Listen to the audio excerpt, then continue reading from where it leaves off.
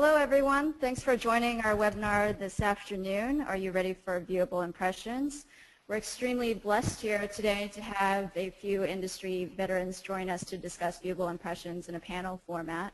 First off, representing the agency side, we have Julian Zilberbrand, SVP Global Digital Director of the Technology Activation Group at Starcom MediaVest Group.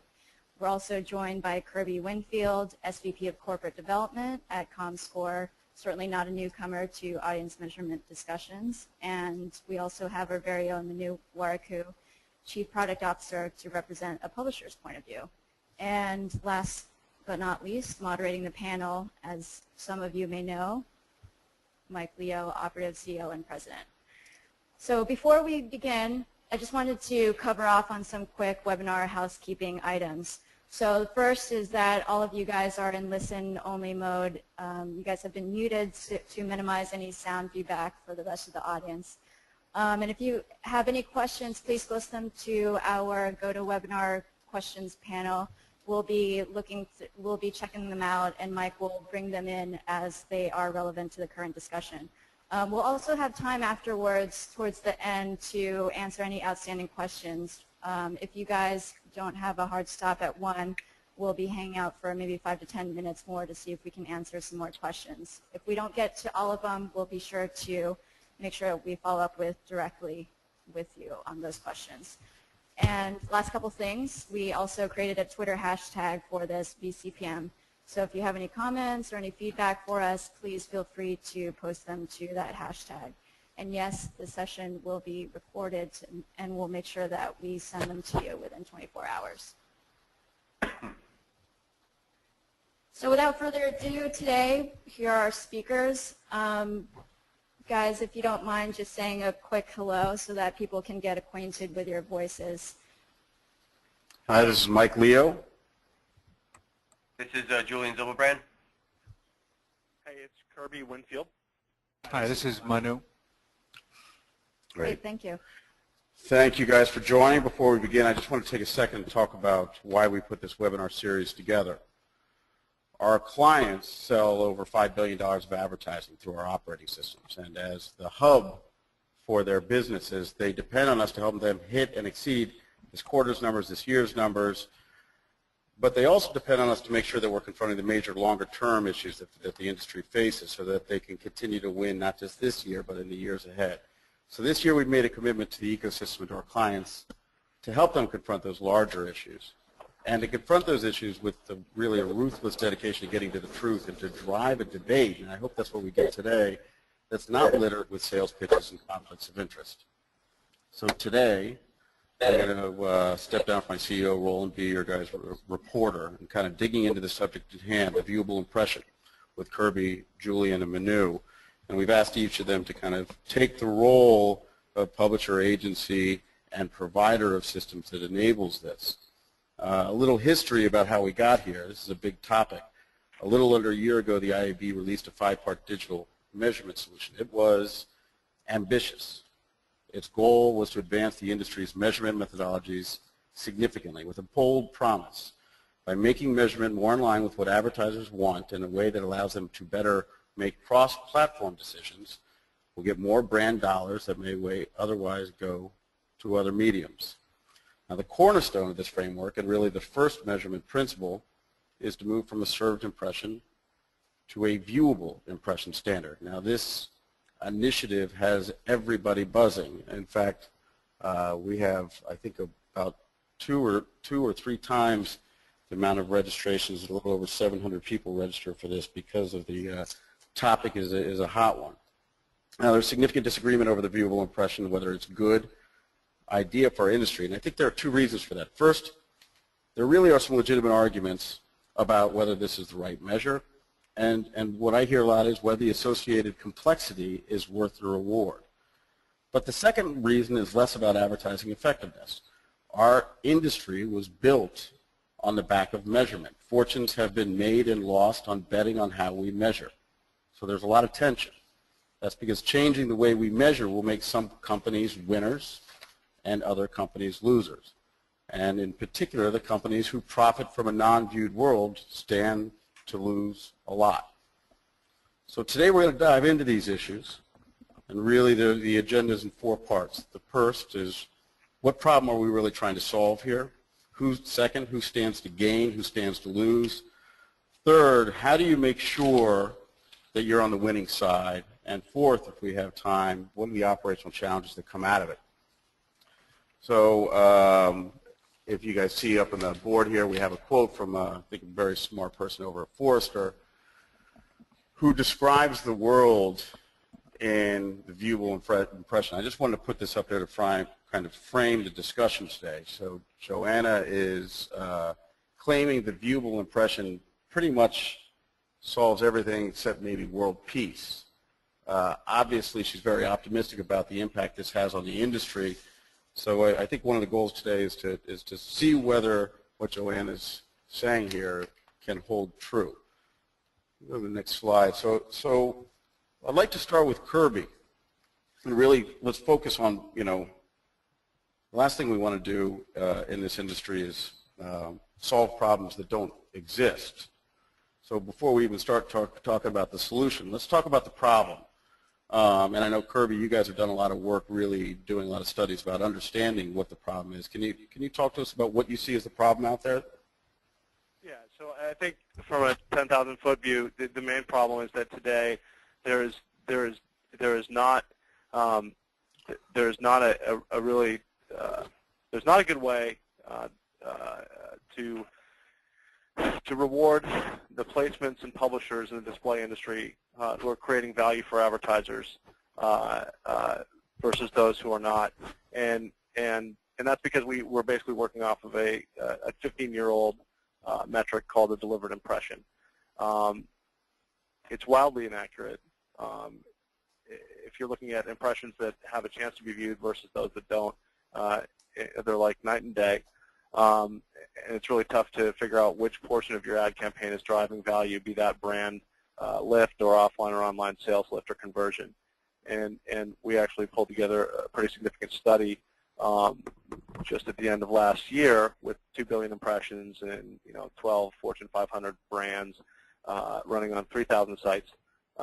One of the things we found that was really alarming was that there was virtually no statistically significant correlation between the price an advertiser paid or a publisher charged for an ad and whether or not that ad was ever able to be viewed by a user. So that seems pretty inefficient. And this is a big challenge for publishers, right? Especially quality publishers who have spent a lot of time on smart design and on incorporating ad placements within their content.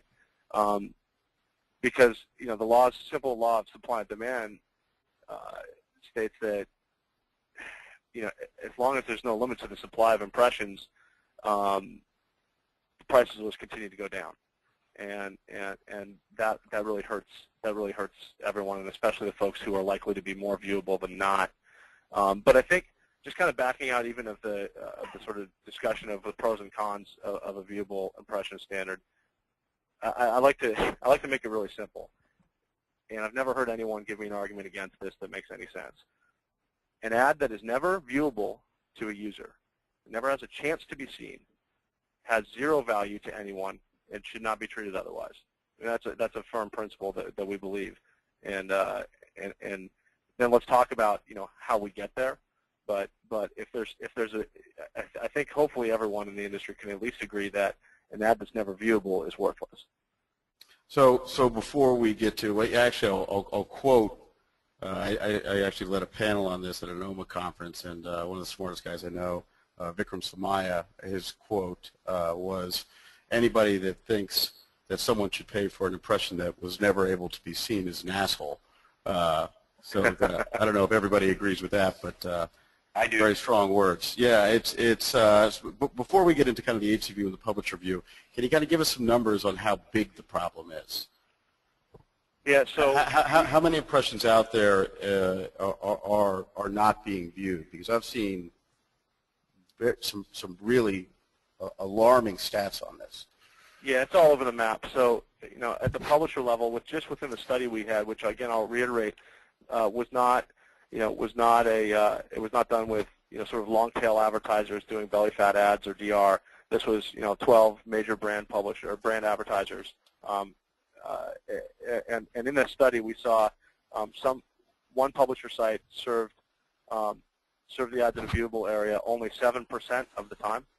Overall, we saw just around 3 out of every 10 ads served were never viewable, and frankly, that's probably understating the problem, because again, you have some smart and some brand-focused advertisers. I think when you start to move into folks who are buying tonnage, or the more undifferentiated inventory, you can see viewable impression rates sliding well below 50%. We've seen on some campaigns down in the 30% range. So it's certainly not something that's being solved for as yet today. Right. And Julian, from the agency's point of view, what problem does this solve for you guys? And from the advertiser's point of view? Kirby said it really, really well. So, for the most part, it is, one, making sure that agencies are doing right by their clients and buying and investing in environments where the actual creative and inventory can be seen, right? So that's, from the simplest point of view, that solves one of the biggest problems. The other problem it solves is obviously it provides a little bit more validity to the measurements that we're bringing to the table and we're providing back for our clients. And finally, it kind of ties in measurement with other mediums, if you will, right? So, traditionally digital's kind of been its own little standalone world, and the delivered impression is a good example of that, versus, other mediums, be it print or television, where that, whether or not people are watching it is not necessarily the case, because we're not talking about viewed, we're talking about in view, but that the ad is in view. And I think it ties it into traditional media as well. I think it makes for cross-media analysis. It brings that kind of, that potential a lot closer than it is today, and that's a really good start. And to your point, that's going to help bring further dollars into the space. And at the end of the day, that's what we all want. So I have a question from someone in the audience before we get to the publisher side, just to make sure we're clarifying. It's Jacqueline is asking, what is an unviewable impression? Maybe we just need to define this a little bit. So yeah, that's a great question, and I want to be clear about how we answer it. The 3MS is right now a working group, okay, and so there's no standard that's been officially signed off by the ANA, the 4As, the IAB, but there is something that I would delicately call a working definition, and Julian, correct me if I'm characterizing it, but that working definition is that an ad is deemed to be viewable when the creative is 50% or more in view within the browser window for a period of 1 second or longer. That is 100% accurate. Now, whether or not, to your point, that ends up being the actual number, that's to be determined, but that's definitely the number that we're working off today. And that is the number off of which a set of studies are being done to figure out how well that works and whether that's the standard we're going to pin down on. So Manu, I know you've talked to a lot of our clients about their view of this. What do you see as the problem that, from a publisher point of view, that's trying to be solved here? Right. So I think from a publisher point of view, quality publishers getting full credit for the value that they're creating in digital display is probably the biggest thing. This gets said in lots of proxy ways, bringing more money in, things like that. But at the end of the day, that's really what it is. They want to get full value for that. And it also is creating, from their perspective, a better alignment for the investment they're going to want to do, which is towards engagement, right? Quality publishers invest a lot of effort into creating an audience engagement. So this really sort of says we're going to pay for that engagement effectively. And so, in a side effect way, but important mechanism for publishers is they're not getting penalized for bad actors' behaviors out there, right? Or they're subsidizing bad actor behavior out there. So that's another sort of. So Manu, could you give us an example of a bad actor, what they do, and how it hurts publishers that are producing an environment that provides solid engagement for an advertiser? Right. So, Kirby mentioned, type of problems it's solving. So one of the things she talked about was cookie bombing. And the idea of cookie bombing is where essentially somebody's putting up an ad or creating a position which most likely than not, right, definitely greater than 50% chance that it's not going to be in view at any way possible. And the goal is to drop cookies that then can be attributed for CPA-type campaigns, right? So we're trying to get paid off attribution. So buy as much inventory as possible for as little money as possible, and then essentially get paid on the action. The actual value might have been created by a high-quality engagement impression that gets attributed to an action much later on. For whatever reason, people went out browsing in blogs, they saw a lot of different impressions taking place.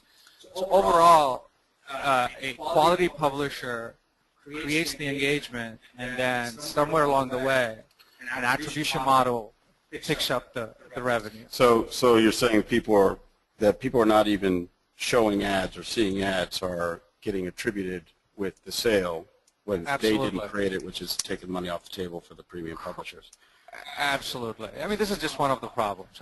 Julian, first of all, the name cookie bombing sounds incredibly dangerous and insidious. Now, I know the answer to this is, of course, you don't do this, but I'll ask it anyways. Is this something that you do? And if not, what do you see? Is this a practice that goes on a lot in the industry, and why exactly, from an agency's point of view, would people be placing ads, campaigns that are trying to get attribution that they probably know, in all likelihood, actually did not create the impact? Well, I mean, the first answer to your question is no, we do not do this, and frankly, I don't know that I, run across any agency in the sphere that I'm aware of that does this or participates in cookie bombing. But to say that it doesn't happen obviously would be ignorant. So I'm sure it happens. And as to why somebody would do it, I could only guess, since we don't participate in that action and haven't come up with legitimate reasons as to why you think you would do it. But I assume it might be to kind of juke the performance numbers to make it show that you've done a good job. That's about as far as I could potentially go with providing or actioning on some kind of insidious manner, because you're certainly not necessarily revenuing as an agency in most models against that. So what you might want to do is simply game the system as far as the numbers are, so that you look better to the end client. Why anybody would do that is beyond me, however. Yeah, I mean, the people I've talked to say it seems like that this does happen a decent amount, but I think in the end the problem is that the people that are investing real dollars into creating good content, good engagement with their audience are not getting credit for that relationship and that context that they've created.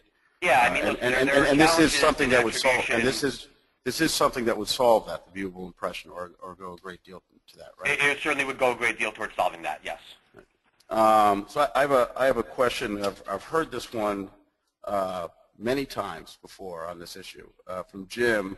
He asked, how is the non-viewed digital ad different than a magazine ad or a TV ad that wasn't opened, or a TV ad that maybe your cat's just watching but you're not? How is this different than that? This is Kirby. Let me take that. So I'll take that, and I'll answer it sort of indirectly by giving you an example of scarcity in a non-digital market. In network television, there's constraint. There's constraint enforced on the marketplace, right? There are 32 spots per hour, 5 hours per viewer, 160 spots for prime time. Okay. Now, whether somebody pauses their TiVo or fast forwards it or gets up to go make a sandwich, those ads had the opportunity to be seen. And there is not an infinite amount of spots that run or that can run because of that constraint. Whereas online, the equivalent would be if you had television spots that simply showed blank air for 30 seconds. In other words, they existed, but they weren't there. And that's what we're saying a viewable impression is. Right. And I think it's a fair point to make, Kirby, that we're talking about ads that are in view and not viewed. And that's a very big distinction. Nobody's guaranteeing that somebody did see it, but they are guaranteeing that it's in an environment where it can be seen. Yeah, I think the explanation I've heard that does this best is just, was there an opportunity to see it? And Yep. And there's clearly a lot of ads out there that don't even have an opportunity to be seen by you or your cat. Okay, let's I just want to go around the table real quickly, just 30 seconds each. Is this inevitable? Is this going to happen? Is this the way that we're going to be measuring stuff? And I think people just want to know, should I just start planning around this? So I'll take this one first. Yes, the train's on the tracks, it's gone, and there's no going back. So this is going to happen. There's no really two ways about it. You know, that's it. I mean, frankly, this is the way that we're going to move. This is the currency that we're going to work against, and there's no going back at this point. Kirby, I know you have a little biased view on this. What do you think, anyways? Can I just say ditto? Yeah, you can go along with that. Yeah, no, look, I mean, at the end of the day, ComScore's job is to provide digital measurement standards that allow the efficient trading of advertising and the growth of advertising online. And to the extent that buyers and sellers are going to benefit from a viewable impression standard being ubiquitous, which we certainly believe is the case, then yeah, I don't think it's a question of if this happens. I think it's a question of when, how, and who's going to get ahead of it and who's going to benefit. And then operationally, how do we make sure that the measurement is consistent? How do we make sure that that the definition is standardized? How do we avoid discrepancy? And I think those are all kind of maybe less sexy questions. But once you can get over the hump and assume that this is happening, that we get to the real work of solving for those next level of questions. Okay, great. Manu, from a publisher's point of view, is this a done deal? Certainly, I think publishers are behaving, the people that I talk to are behaving as if it's going to happen. So, yes, I think that they're operating under the assumption that in the context of IAB standards work, everywhere I see publishers think that it's going to happen. Yeah, I mean, I think Kirby made a really good point, right? There's a lot of work to be done to get this to where it needs to be, but that we have to get there is without question. Great. So let's go with the assumption that the three of you guys are right, that this is going to happen. Let's get to the next chunk, which is who wins, who loses. Anytime we make any change in this industry, obviously there's money moves. And I think that this is certainly has a potential to have a significant, and I don't think I'm understanding why, it's billions of dollars move in different directions based on this. So who wins, who loses in this? Kirby, maybe is there some data around what you're seeing about who are the big winners and who are the big losers if this does happen? Yeah, so I think when we look at winners, it's going to be you can talk about the buyers and the sellers. On the sell side, the winners are going to be quality publishers, like I said, and scrupulous ad networks or platforms who've already been using proxies for viewability to manage their inventory to date. An example would be someone like Forbes, who's actually has been using ComScore's viewability data for some time to optimize their inventory, or someone else who has been conducting research on their site to help their advertisers understand the differentiated value in brand lift or recall by advertising on their site. Those are the types of folks who we've heard tell us, look, how can we do the diagnostic? How can we understand what we need to do to be 100% viewable, to be able to start selling guaranteed viewability? Because we'd rather be able to take the initiative and proactively do that versus waiting for a buyer to do it on a campaign basis to us. And I think on the sell side or on the buy side, it's going to be some of the programmatic buyers, and it's going to be the trading desks and other folks who can use viewability to identify tranches of traffic in otherwise undifferentiated or third-party or exchange-based or RTB inventory, and pay a much lower price for that viewable impression than they might pay in another marketplace. And I think so. If you were to give the example of RTB, let's say you've got an overall RTB average CPM, and I'm just pulling it out of the sky, is $1. If you can go ahead and find the 30% or 50% or whatever, let's say 50% of the ads in your particular RTB channel that are viewable 100% of the time, right? And then allocate all your dollar CPM spend against those ads that are viewable, then you're basically buying, you're buying premium inventory at less than half price. And so the folks who can do that, intelligently are going to increase their spreads and their margins, and they're going to do better for their clients. Great, and I guess it just kind of comes down to if you got non-viewable ads, you're probably on the tough side of this. Banu, from a publisher's point of view, how do you think people are thinking about who the winners and losers are in the space? Right. So I think that Kirby said it right. I mean, anybody who's making money off of things that are not in view will lose. So there are lots of firms that might be in that kind of a business, but I'll leave that aside. But I think for publishers, the biggest thing has been that if you're not spending time thinking about how your inventory is performing in different channels, what type of inventory performs well in different channels, and what it's doing, then you're probably going to be on the losing end, because in view is going to sort of highlight a lot of shortcomings associated with the type of products you're offering in different marketplaces.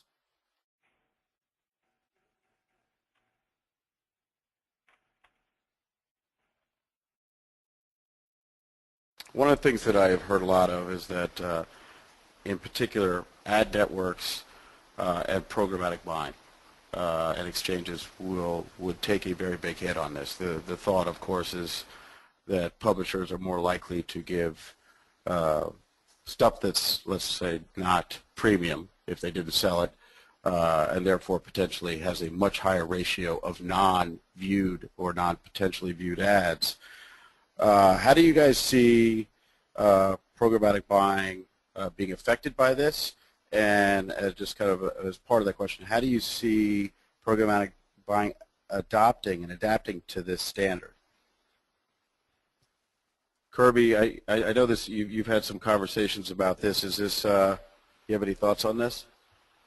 Sure. I mean, again, it runs a gamut, right? We've got on one end you have sort of ad networks that have migrated to programmatic buying, platforms, some of which have been, clients of services like ours for the last 2 years, and have been optimizing against, viewability as one of their sort of algorithmic ingredients.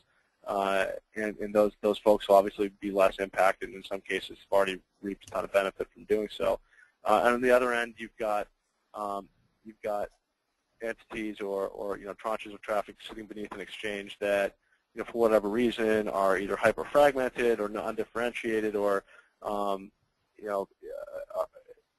frankly, there's a lot of traffic that, whether it's free flash movie sites, torrent sites, or really long discussion boards, or made for advertising comment sites, and those are typically where you see problems. And a lot of this isn't rocket science, right? And to the extent that any given platform, exchange, or channel is more exposed to that type of content, they're obviously going to be more challenged. I think that overall, we see programmatic buyers and sellers actually adopting the viewable impression pretty aggressively. PubMatic announced that they've adopted our viewable impression standard on behalf of their publishers, and obviously we're working with a number of folks on the DSP side as well. So we have an app and app nexus on the view that allows for viewability. So we certainly haven't seen anyone throwing up any walls against this. I think, to Julian's point, the train has left the station, and folks are definitely trying to get on board. And to me, increasing the quality of impressions purchased and sold programmatically really is probably removes one of the big barriers to publishers putting more of their inventory into the programmatic pool. Folks are scared, I think, in some part, because there is dilution. There is sort of the perception that one bad apple can spoil the bunch, and I think once you raise the floor of CPMs, and you do that by limiting inventory and by making sure that the ads are viewable, and if you raise that CPM floor within programmatic, then it's less costly, and it's actually more attractive for premium publishers to put more of their inventory into programmatic, and it's a virtuous cycle. And so I think where folks maybe initially thought the viewable impression was a threat to that sort of intermediary class, I think now they're starting to realize that it, in fact, can be a catalyst for growth. Yeah, and I think this gets to one of the things I really wanted to talk about, and I got actually a question from Jonathan out there, and I know this is a question that, Benu, when you talk to a lot of clients, that was one of the top concerns, and just simply, are buyers going to pay more? Are they going to pay more for a viewable impression as opposed to served impression? Because obviously, this wouldn't be better for anybody. Well, I guess except advertisers, if the supply-demand economics did not work here. Maybe you could talk a little bit about how publishers are feeling and the stress around this issue on this question. And then I'd love to get to Julian and Sure. Certainly stressed about it, right? In the sense that this is going to be a inventory problem, and they're going to have to solve. They have a certain business model that's been built up around the impression, and they understand how much money that they're going to be getting at it. And so this is going to cause a certain amount of disruption and change that they have to work through. Overall, I think that simply publishers I talk to don't sort of simplistically look at it and say, I'm going to lose 20% of my in-view impressions, or that are not in view, and therefore I need to make up that money in higher CPMs. It's a little more nuanced thinking on their part as to how this plays out, and they have levers available to them that they can use to sort of keep their revenue where it is. So concerned, because I think that the reaction is the CPM will stay exactly the same, but obviously, and they're going to get, and it's just going to be lower amount of things that they're getting paid for. However, there's a lot of stuff that's going to happen between now and then. We don't know as to exactly what the revenue equation fully looks like. So let's go to the source. Julian, you going to spend more? Am I going to spend more, or am I going to pay more? You're going to pay more. You're going to pay a premium for the viewable impression. I mean, look, I think Manu made a bunch of good points, which is to say that, hey, there's a lot of work to be done on the publisher side to see what is the realistic potential loss in inventory, right? It may be that after doing an assessment and after doing a redesign or whatever is necessary for publishers to get to where they need to get, maybe the loss in inventory isn't so great, right? Isn't so large. I think the reality is that you called it out. Supply and demand is going to require that. Hey, there might be instances where we can we pay more, There might be instances where we're able to negotiate similar rates than what we had. I mean, at the end of the day, pricing is a negotiable discussion. So, are there going to be some agencies that end up paying more? Probably. Are there going to be some agencies that are able to use and leverage their buying power as a commodity to help keep pricing somewhat, realistic or within or similar to what they have been doing? I believe that's going to be the case as well. So I don't know that there's a simple answer to are we simply going to pay more because it's viewable. I think that there's a lot of complexity in the marketplace that's yet to be kind of worked out, and a lot of discussions to be had, and least of which is what that increase is going to be, and how that affects the results and performance of the inventory that you're buying. I think buyers are typically willing to pay for performance. If you're performing, then I'm, and I'm not a buyer per se, but if you're performing, then I'm going to be, willing to probably provide you with, willing to pay higher rates to meet the performance, because once you start doing the backwards math and ECPMs or whatever else you want to get to, it may work out to be a better deal for you. So, there's some complexity in that. So the simple answer is maybe. Manu? And I think something. Oh, I'm sorry. I'm sorry. Go ahead, Kirby. Go ahead, Kirby. Well, I just, there's something that gets overlooked a lot, and that's, we talk about, well, gosh, our advertisers paying for non-viewable impressions today, and they are. But here's the deal: advertisers are also getting a ton of what we would kind of call premium placements, and they're getting them at remnant pricing because publishers aren't looking at viewability. They're selling on above the fold, below the fold. And what we found is generally the above the fold, below the fold construct for online is a myth.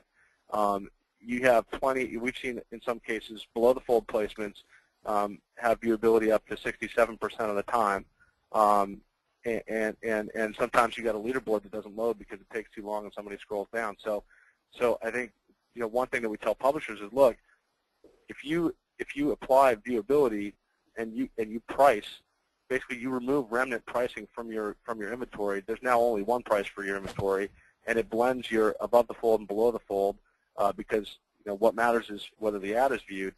You see your nominal CPM go up, or your effective CPM actually go up off of that without any sort of additional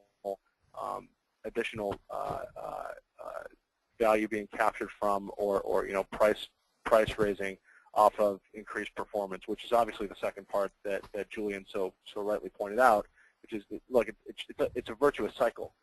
Again, some of this seems like drop dead simple. If you take away ads that are never being seen and can't positively influence performance, whether that's performance from a DR perspective or a brand perspective, well, if you remove that, then inherently, like, your performance simply has to get better as a publisher. And when your performance gets better as a publisher, when you have a limited amount of supply, your pricing will go up because people will compete for that inventory. And I hate to sound pedantic, but that's really what you're working towards. So the question then just becomes, as a publisher, obviously we're biased as to what tool you should use. We have a digital analytics monetization product, but how do you look at viewability and then manage out non-viewable in such a way that you can reap all the benefits of that virtuous cycle, but not take a short-term revenue hit? Right. So the one thing I want to quickly comment on this was that I think that the notion of supply and demand has been talked about, but truly, and at the same time, people always think about endless impressions available. This sort of provides a true sort of mechanism to try to create some scarcity. And I think that from a pricing control point of view and sort of getting revenue up from point of view is really where some of the economics start making sense. You can't, publishing today is easy in the internet world, right? Anybody can put up a blog and say, I'm going to monetize it, and put a Google AdSense tag on it, and you're off and running. I'm being a little hyperbolic here, but in effect, that person is competing with, from a volume point of view, with an NBC or anybody else. So, in effect, this is going to create and require effort associated with engagement, simply not being able to publish a web page. And so that, I think, leads to the right thinking about how revenue is going to go up, how prices are going to go up. So this is leading all to what are the steps that a publisher can take to make sure that they benefit from this, that they're because of the change attribution models, because of different measurement, that there certainly seems to be potential to be on the winning side of this, because the money is going to get spent and it's going to flow somewhere. Before we dive into that, there's a little bit of a revolution going on our Q&A board, and it seems that we've too quickly jumped into saying that this is inevitable, and there are some people out there that are not using all caps, but almost, that feel that this is not, the viewable impression is not inevitable, and the questions are coming from a few different directions, but I wanted to kind of take I mean, literally, there's 20 or 30 of them in there. Is the questions are coming from not only inevitable but timing, because I think that that people, obviously, when we say inevitable, I don't think that you guys are telling me starting Monday. This is pretty much all invoices contracts are going to be like this. So if we could just spend a little bit more time until we get to the next part addressing the inevitable part, because I think that people are concerned. For example, there's a question here about what am I supposed to do? Trust the agency that they're giving me the right stats on the viewable impression, because right now I can't measure it. So, and I can take some of this. So I sit on the 3MS panel, so I'm intimately aware of what the considered timing is going to be, and I'm also sensitive to what has to happen on the publisher side of the business in order for this to work, right? So the reality is that, inevitable certainly is the case, but it doesn't mean tomorrow. There's a lot of work that needs to get done, least of which is actually just setting the standard, right? First we have to set the standard to what viewable impression is.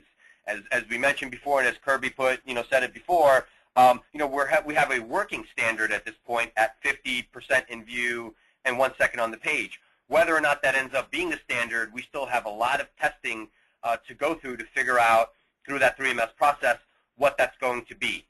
After that, there is going to be an MRC, that's the Media Ratings Council for those who aren't aware of what that is. There's going to be an MRC accreditation process that every company that quote-unquote counts viewable impression will have to go through to get accreditation for that counting methodology. That's going to be, for the most part, the requirement in order to be able to pay or have that being the currency with which you pay on. So there is an accreditation process and an audit process that has to go through to make sure that the technology, such as Kirby's company and others that are going to be doing this, will have to go through to ensure that their methodologies are in line with what the industry standards say they should be. There are certainly complexities on the publisher side as it regards, what does that mean for your inventory, like we've been talking about. So certainly there's work to be done to figure out how does this affect my inventory, and oh, by the way, do I have solutions in place to help me manage that moving forward? Do I have an inventory management solution that can help me solve for that? Do I have forecasting tools that will help me sell against that? So there's significant amount of work to be done. The idea from 3MS is to help get this into the marketplace sometime at or around Q1 of 2013. This has certainly been both in the press, discussed in forums such as this, and in many other places that this is going down. So there's no excuse for pleading ignorance to a certain extent at this point. And I can tell you from a buy-side standard, we're certainly going to start asking for it. We're certainly going to want to measure against it. We're going to require that the tools that we're using, and I can only speak for my organization at least on this point, I'm going to require that whatever tool I'm using to measure this is accredited by the MRC, has been audited, is following the appropriate standard, and whatever gaps there are in tracking some of this, because there are still some gaps to be worked through, are solved. So at the end of the day, there's still a significant amount of work to get done. but to assume that it's not going to happen is more than likely wrong. It is going to happen. There just has to be some more work to be put towards it, and that's ongoing and it's being done now as I speak. In fact, I have to look at some results myself today. So there is a significant reality that as I mentioned before, the train is on the track. It might not have reached the station yet, but it's on the track and it's heading there. So what do you guys think? So I think it's fair to say there's going to be a certain amount of campaigns that are going to be bought this way. And that's why I want to get to the next area, which is what can you do? Because waiting until it happens, and let's say it's 50-50 odds that it happens, and I think most people would say it's higher than that it's going to happen, but not acting if it's 50-50 would be obviously imprudent. What do you guys think is the percentage of campaigns 12 months from now that are bought with this methodology? Kirby, give me a number. Is it 20%? Is it 80%? Yeah, I wish I could. I'll tell you, since we started doing this, we've had thousands of campaigns run, and I don't know what the number of overall campaigns is per year running digital. So I could taking a guess at a proxy for that it would be irresponsible. But I will say, we're okay with that. We're okay with that. Just throw something out there. Yeah. So, unfortunately, my corporate counsel's not okay with that. I don't want to speculate, but look, I will say we've seen tremendous growth, and I think you can see other third parties who have been doing this, who have been playing in this space as well, have seen tremendous growth in the last 12 months. It's gone from I think last year was really a sort of a test and optimize year for the idea of a viewable impression. I think this year is definitely the adoption year, and I think next year is the year where it absolutely breaks out and becomes if not 100% always on every campaign. It becomes by and large the standard by which display is bought and sold. That's how we're planning. Julian, give me a number. What do you think it is a year from now? I'm gonna pull a Kirby, and I can't give you a number because I think whatever I say Kirby, will you've probably just be become wrong a anyway. verb. So I don't want to give a number, but I will say that as Kirby mentioned, this is being done now, right? Whether or not you're actually transacting on that is probably not the case simply because of all the points I made before, but it's being done now. I will say that I'd be hard-pressed to tell you that a vast majority of typical branding campaigns and or DR campaigns wouldn't want to use this as the measurement simply because, again, it's going to provide uptick in performance any way you look at it. So I would say, without quoting a number, that it's going to be a vast majority of what's out in the marketplace. Yeah, and I think an important thing to point out, Manu, this is to you, is right now I think one of the major challenges in the industry for publishers is that agencies have more information about the buys than the publishers do. And obviously any negotiation is a tough negotiation. You always want to have be the person with more data. And right now that's certainly slanted towards the buy side. If the buys are not contractually made in this way, certainly there are going to be a lot of advertisers out there that are going to be making their decisions based on whether your inventory is actually viewable or not, and they may share that information with you or they may not. But I think even if the contracts aren't that way, it's got to be an advantage to know what's happening with your inventory. And this gets to our third chunk here, which is, Manu, what should people be doing to make sure that they're not on the downside of this, but instead on the profit side? Great. So I think a bunch of things. One is, Julian mentioned, if you're not paying attention to the 3MS process, then you're in trouble. So the first thing is pay attention to the 3MS process. What's happening there is important, and follow it. It is something that is driving this, and it's a good thing for the industry. So pay attention to that. Number two is talk to your to your tech providers to make sure that they're thinking about it, right? We are certainly thinking about it as a technology provider for our publisher clients and working with our partners. But this is something that people need to be thinking about. And just as I talk to publishers, there's certainly clients of ours and publishers in general that I see behaving with VCPM or CPMV in mind and going ahead and doing campaigns that way. But that's sort of the extreme end, right? What most of them are focused on is on the most critical part of it, which is looking at their assets, looking at their products, looking at their website, and looking at how engagement or in view is present or not present. Where is it present? Where it's not present?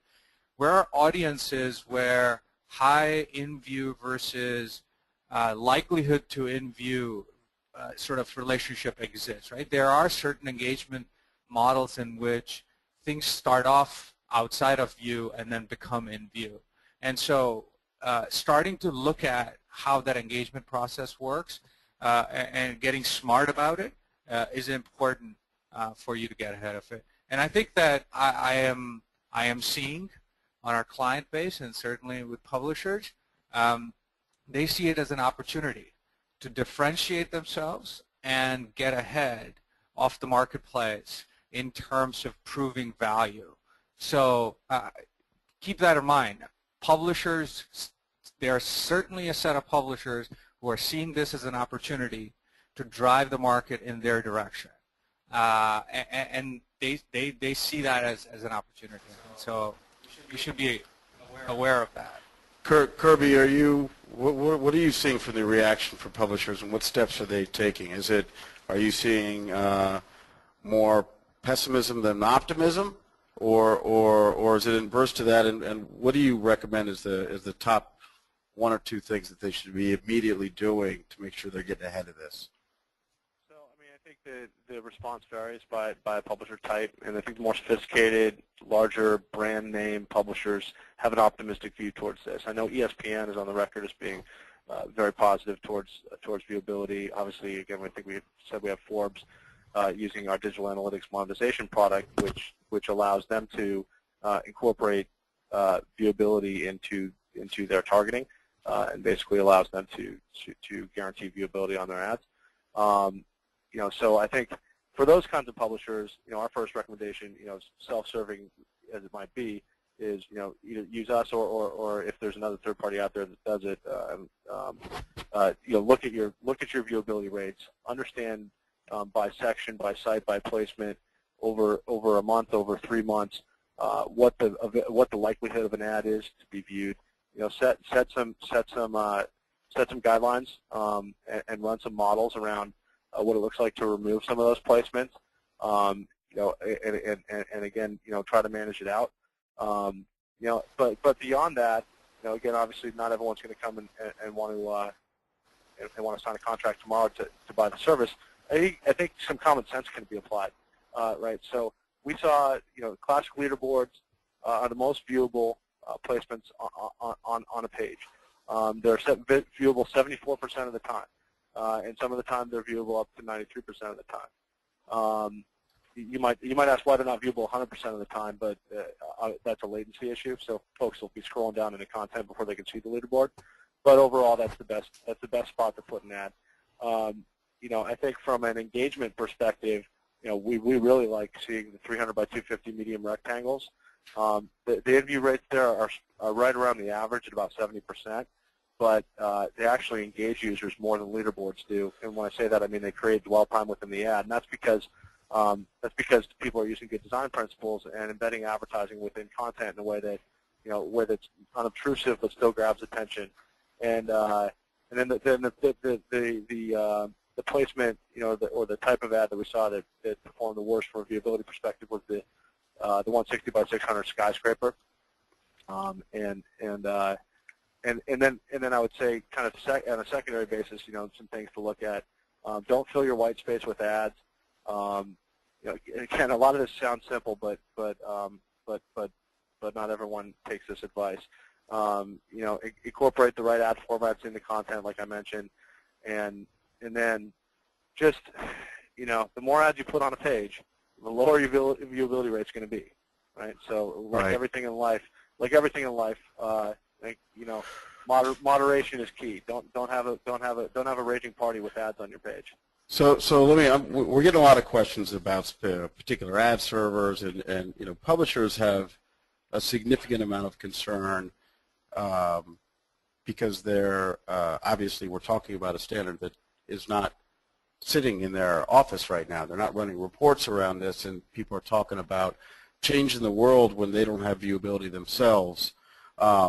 Now, obviously, there's been a lot of questions about particular ad servers, when they're going to adopt it. I don't want us to get into that because they're not on here, but we are getting a few questions about how Operative and ComScore and potentially other vendors are working together, and how we see how Operative sees helping clients solve that.